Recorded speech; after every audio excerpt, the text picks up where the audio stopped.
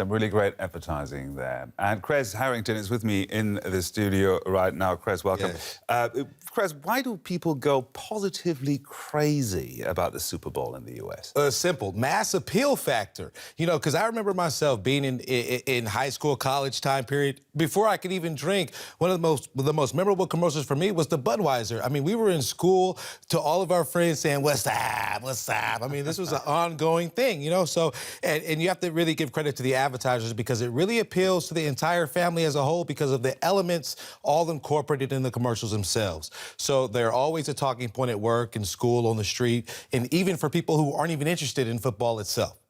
Do you think they cost a lot of money, to produce with all the superstars in them, some of them at least, but do they actually generate revenue for companies? Does it make sense to spend that kind of money? Well, a prime example of a company that hasn't been really successful is Budweiser. Now, Budweiser has been in many Super Bowls, over 20 Super Bowls, and they continue being in Super Bowls. But coincidentally, they have been declining in sales over the years. Now, some say Americans have just gotten taste buds because they prefer craft beer instead. You know, but that goes to show it always doesn't translate to sales. And then the most popular, most shared and viewed was the Force from Volkswagen, trying to crack into the U.S. market. Too, by the way. Yeah, and they're trying to focus on the Passat, this mid-sized sedan, you know, but this didn't really crack the market like it intended. Maybe for 1 month it had initial boost in sales, but then slowly and gradually, you know, it subsided a bit.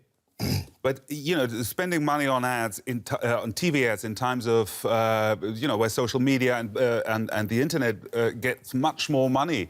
Right. Money's going away from TV ads. Does it still make sense? Yeah, I would say yes, because you have to consider how many people are actually tuning in.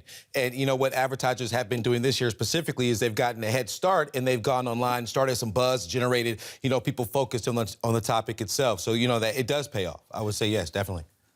Sports advertising in general, isn't it risky business when as soon as a sports star falls from grace, he's toxic, isn't he? Yeah, definitely. I mean, you know, because you have to factor in human error. We have a few big cases. Tiger Woods, you know, the biggest name in golf, he lost over $20 million in advertisements because of, you know, his fiasco and then crashing into a tree didn't help either. And then we have Lance Armstrong, you know, for anything that's giving yourself an unfair advantage in the sport. You know, obviously he had all of his Tour de France jerseys stripped from him, and he lost big endorsements from Nike and so forth as well. So obviously it does hurt, but the company is very quick to sever ties with any athlete that falls from grace.